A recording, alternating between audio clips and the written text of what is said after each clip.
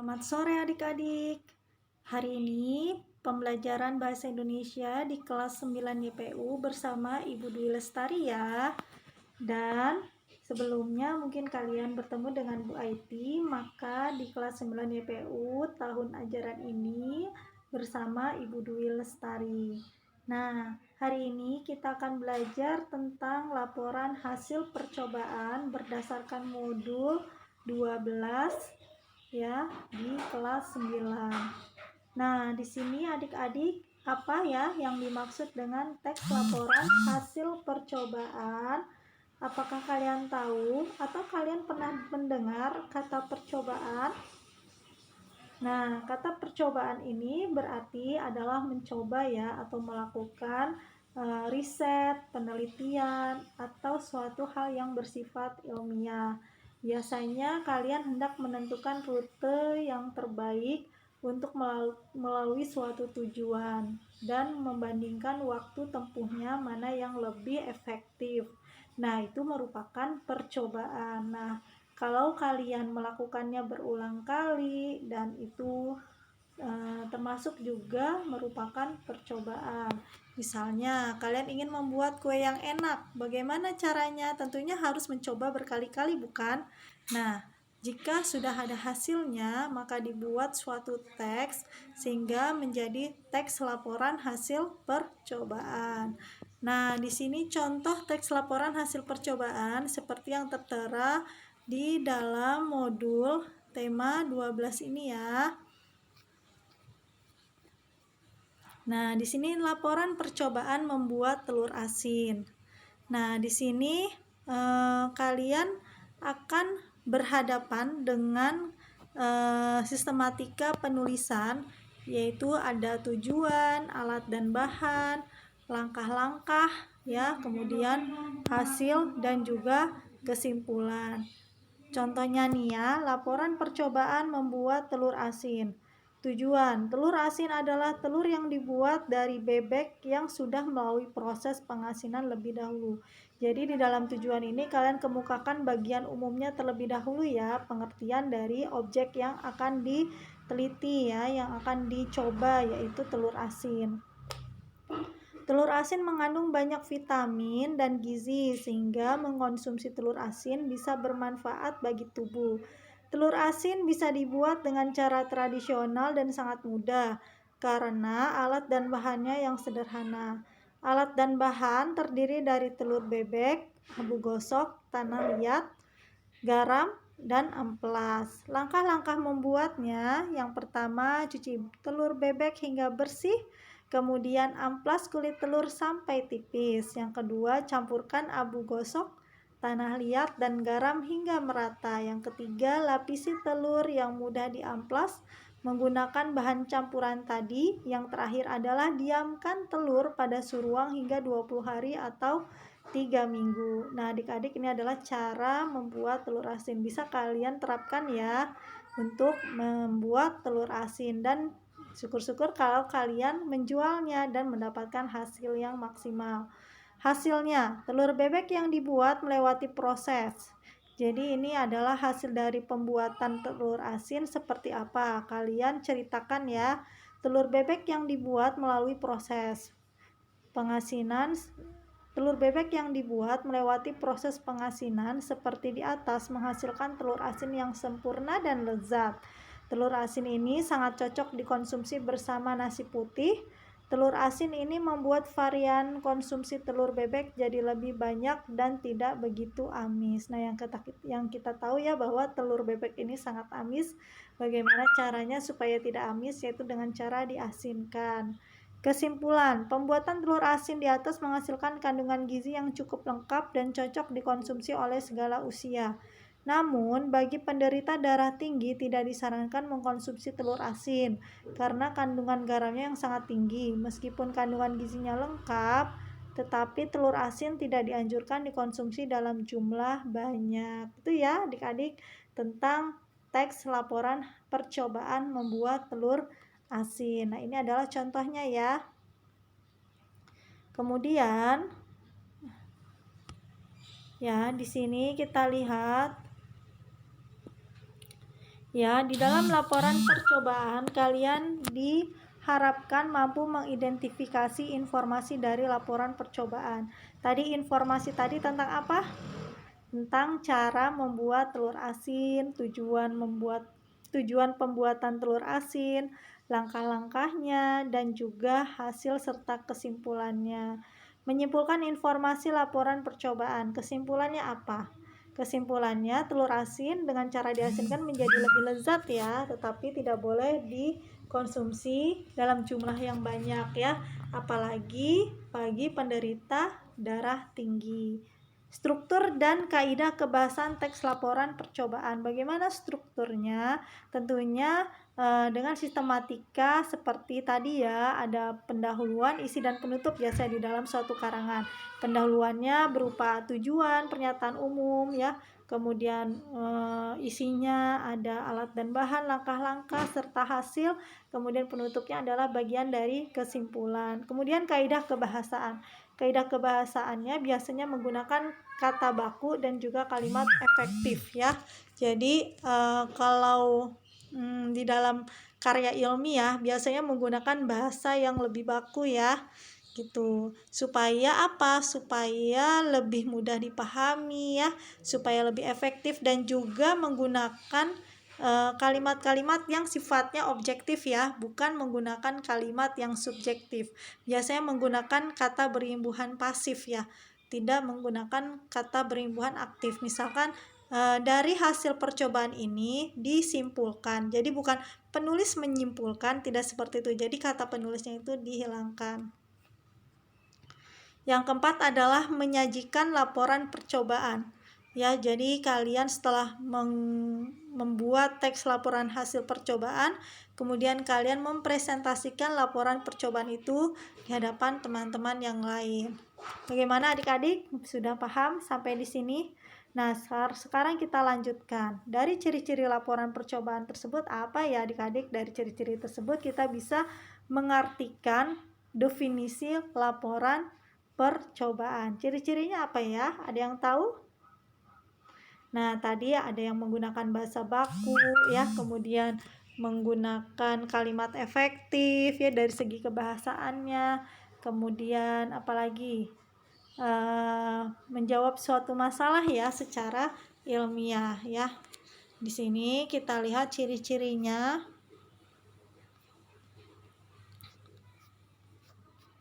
Ya, ciri-cirinya adalah yang pertama, disusun berdasarkan hasil percobaan, pengamatan, atau penelitian disertai pemecahannya.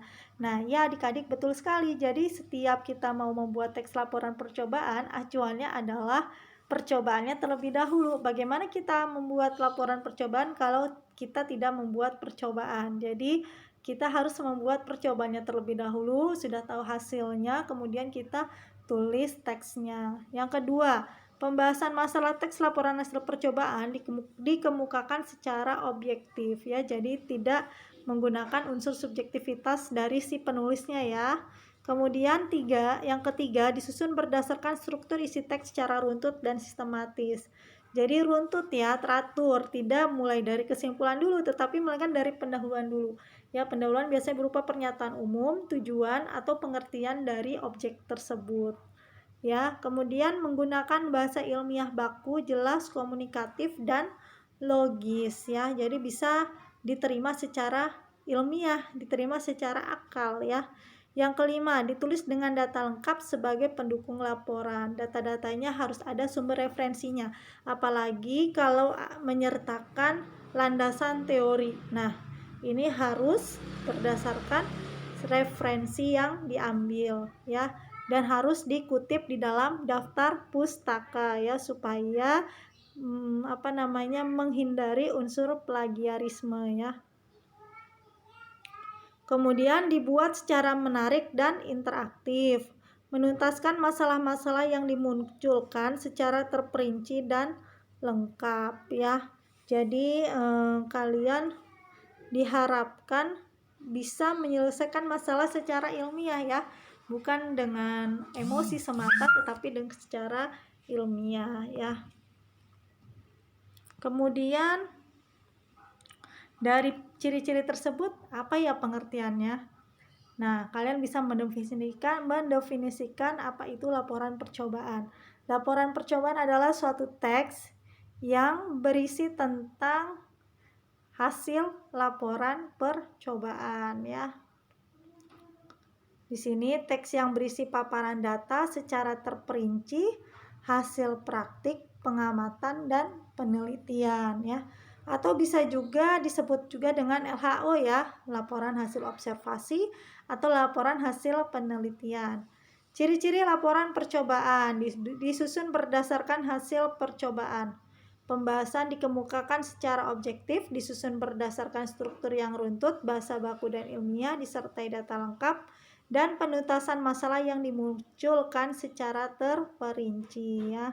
Kemudian bagaimana cara menyimpulkan informasi laporan percobaan? Yang pertama, baca dengan saksama, catat setiap informasi penting, simpulkan informasi tersebut, dan pilih kosakata baku dan susun dengan kalimat efektif.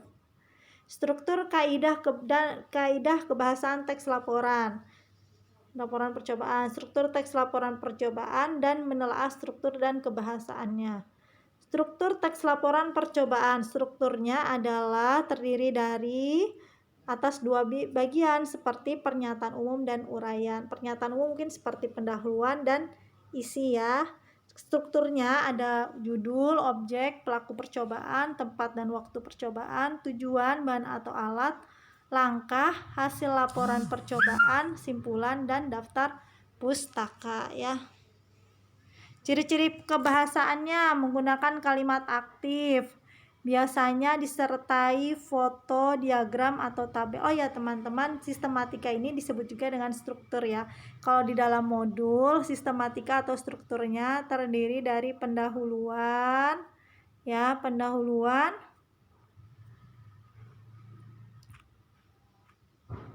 rumusan masalah, kajian pustaka, metode percobaan, paparan data hasil percobaan, dan kesimpulan ya. Pendahuluannya terdiri dari latar belakang masalah, rumusan masalah ya, kemudian kajian pustaka, metode percobaan, paparan data hasil percobaan ya, dan kesimpulan.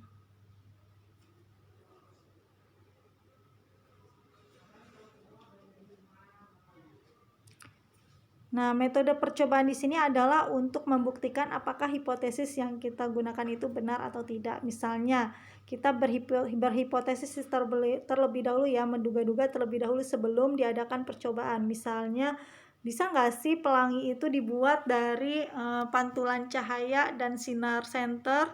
Nah, sekarang kita buktikan. Ternyata setelah dibuktikan ternyata benar ya, adanya pantulan sinar senter dengan cermin yang berada di dalam air akan memantulkan dan membentuk pelangi ya gitu.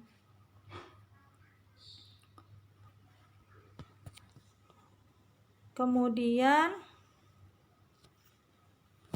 ciri kebahasaan teks laporan percobaan menggunakan kalimat aktif ya. Biasanya disertai foto, diagram, atau tabel, menggunakan kata benda, menggunakan kata serapan atau istilah khusus, menggunakan kata kerja aktif. Nah, walaupun menggunakan kata kerja aktif, biasanya harus dihindari kata penulisnya ya. Kalau lebih aman sih sebenarnya kalau di dalam sifatnya ilmiah itu menggunakan kalimat pasif sebenarnya. Tapi kalau menggunakan kalimat aktif bisa diinisiatifkan dengan menghindari kata penulisnya ya, agar tidak terkesan subjektif. Kemudian adanya urutan kegiatan, kemudian memperkenalkan aspek umum atau kelompok. Nah, di sini menyajikan laporan percobaan. Yang pertama, langkah penyusunan dan kaidah kebahasaan sehingga menjadi laporan percobaan. Langkah penyusunan laporan percobaan yang pertama adalah menentukan judulnya terlebih dahulu sesuai dengan objek yang diamati. Yang kedua, susun tujuannya berdasarkan percobaan. Yang ketiga, susun laporan percobaan berdasarkan struktur yang tepat dan gunakan bahasa sesuai PUEBI. Ya, di sini pastinya di dalam suatu teks itu ada kata serapan ya.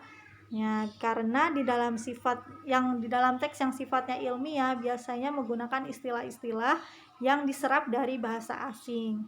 Nah, unsur serapan. Kata serapan itu apa sih? Kata-kata yang diserap dan diadopsi dari bahasa asing ya. Misalnya infection menjadi infeksi ya. Kemudian apalagi ya? Coronavirus menjadi virus corona ya. Nah, di sini unsur serapan belum sepenuhnya masuk ke dalam bahasa Indonesia. Unsur serapan pengucapan dan penulisannya disesuaikan dengan kaidah bahasa Indonesia. Ya, seperti kalau di dalam bahasa Belanda kan governor, komfor. Kalau dalam bahasa Indonesia adalah gubernur dan kompor ya. Kursiun menjadi kursi ya. Kemudian madrasatun menjadi madrasah. Kemudian stasiun ya menjadi stasiun ya. Unsur serapan pengucapan dan penulisannya disesuaikan dengan kaidah bahasa Indonesia ya, seperti kalau di dalam bahasa asing ya, misalkan dalam bahasa asing misalnya apa ya? Ya, ada bahasa asing yang ternyata hurufnya tidak ada di dalam bahasa Indonesia. Nah, ini harus disesuaikan dengan pengucapan dan bunyi bahasa Indonesia ya.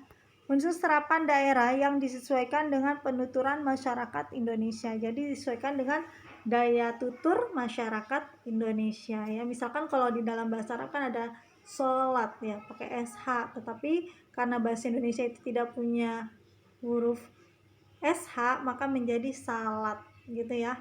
Kemudian apalagi ya,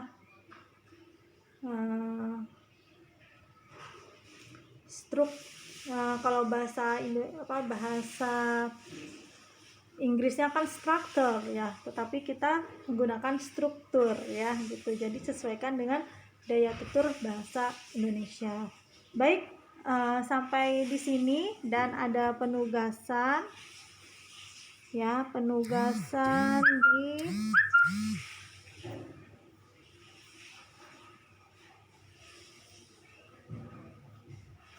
unit 1 ya. Mencari teks hasil percobaan. Kalian bisa cari di dalam Google ya. Melalui penugasan ini diharapkan kalian dapat mengenali atau mampu mengidentifikasi sebuah teks laporan hasil percobaan dan memahami isi informasi dari sebuah teks laporan hasil percobaan. Kemudian medianya adalah media cetak dan elektronik. Teks laporan hasil percobaan. Langkah-langkahnya membaca artikel di media cetak dan elektronik tentang teks laporan hasil percobaan, menentukan teks laporan hasil percobaan yang akan ditanggapi, menentukan hasil dan kesimpulan dari teks laporan hasil percobaan tersebut. Jadi tentukan hasil dan kesimpulannya. Nah, cara menentukan hasil dan kesimpulannya bisa kalian lihat di dalam contoh ini ya. Nah, di sini ada hasil dan kesimpulan ya di dalam teks tadi. Cara membuat telur asin, kalian tulis hasil dan kesimpulannya ya. Jadi intinya kalian cari teks laporan hasil percobaan di dalam Google ya atau media internet, kemudian kalian catat ya judulnya, kemudian kalian catat pula hasil dan kesimpulannya.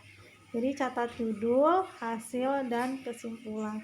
Demikian dari Ibu, kurang lebihnya Ibu mohon maaf, Ibu pamit undur diri. Selamat sore semuanya.